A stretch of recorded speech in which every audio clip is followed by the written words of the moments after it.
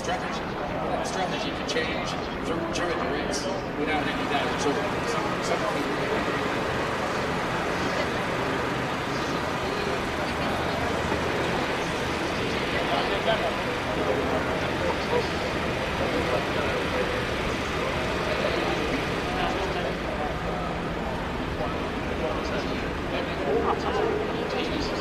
Some people with the tyres, they've got to get it right. That's what the tyre manufacturers came here knowing they had to get it right as well.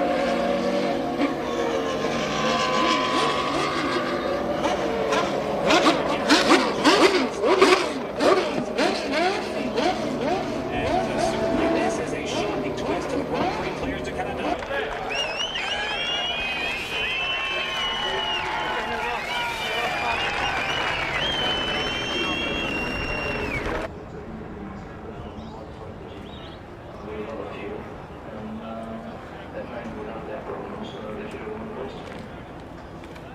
Michael, we're obviously all concerned about what happens over the year, and new drivers particularly. What do you now do with the FIA about the safety position of this circuit? Your brother also had quite a big accident, he's perfectly okay. But what do you now do, or do you just leave it to the FIA to do it? Be sure that we study what happened, and we will ask them for our opinion, or we will give our input from our side what we think it should be done. Obviously, then it's up to the FIA to do what is necessary. But no, I shouldn't do so. Be sure the drivers will be involved in this, and they will make their mind. I went out after the second pit stop. I took it fairly easy on the tyres, but obviously I wanted to not lose too much ground to Coulthard and catch him at the end. I immediately picked up a blister on the tyre, so I had to come in again, take on new tyres, and then we all know what happened. Lucien Bouchard, Prime Minister of Quebec, présente le trophée vainqueur à Michael Schumacher.